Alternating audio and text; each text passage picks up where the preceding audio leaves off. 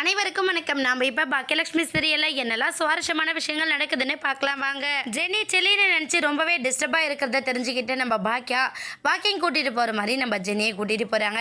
கூட்டிகிட்டு போன இடத்துல நீ வீட்டுக்குள்ளேயே இருக்கிறதுனால தேவையில்லாமல் ட்ரெஸ் வந்துக்கிட்டே இருக்குது. நீ ஏதாச்சும் ஒரு ஜாபோ இல்லை நீ படித்ததுக்கு மேலே வேறு ஏதாச்சும் ஒரு படிப்போ படிக்கணும்னு ஆசைப்பட்டா நீ படிமா ஜெனி, நான் அதை உன்னை அப்ரிஷியேட் பண்ணுறேன் அப்படிங்கிற மாதிரி நம்ம பாக்கியா வந்து சொல்ல உடனே ஜெனி வந்து ஆமாண்டி நீங்கள் சொல்கிறது சரிதான். ஏன்னா வீட்டிலே இருக்கிறதுனால செல்லின் பண்ண விஷயத்தை நினச்சி திரும்ப தேவையில்லாமல் பிரச்சனை வந்துக்கிட்டே இருக்குது. அதுலேருந்து வெளியே வரணும் அப்படின்னா கண்டிப்பாக நான் வேறு ஏதாச்சும் முயற்சி பண்ணி தான் ஆகணும் அப்படின்னு சொல்லிட்டு நம்ம ஜெனியும் யோசிக்க ஆரம்பிக்கிறாங்க. யோசிக்கிறதோடு நிறுத்தாமல் வீட்டுக்கு போனதுமே வீட்டில் நம்ம செலின்னு ஒரு பக்கம் ஜெனி வாக்கிங் ட்ரெஸ்ஸில் பார்த்ததுமே ரொம்ப ஹாப்பியான மூமெண்ட்ஸில் உட்காந்துட்ருக்காரு.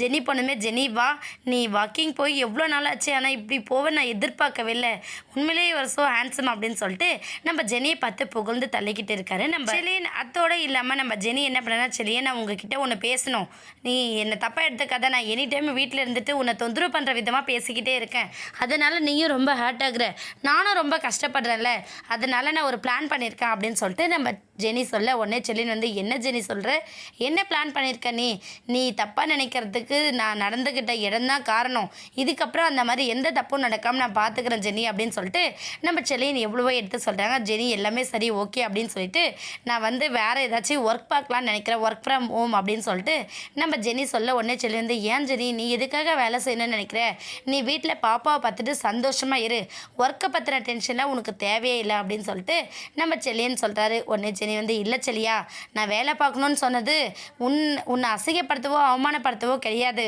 நான் வந்து தேவையில்லாமல் உன்னோட ஃபைட் பண்ணிக்கிட்டே இருக்கேன், வீட்டில் அமைதியாக இருக்கிறதுனால எனி டைம் நீ நடந்துக்கிட்டதை எல்லாத்தையும் நினச்சி நான் ரொம்ப கில்ட்டியாக ஃபீல் பண்ணுறேன், அதனால் நம்ம ரெண்டு பேருக்குள்ளே பெரிய மிஸ் அண்டர்ஸ்டாண்டிங் வருதில்ல, அதெல்லாம் வரக்கூடாதுன்றதுக்காக தான் நான் ஒரு ஒர்க் பார்க்குறேன் அப்படின்னு சொல்லிட்டு நம்ம ஜெனி சொல்கிறாங்க.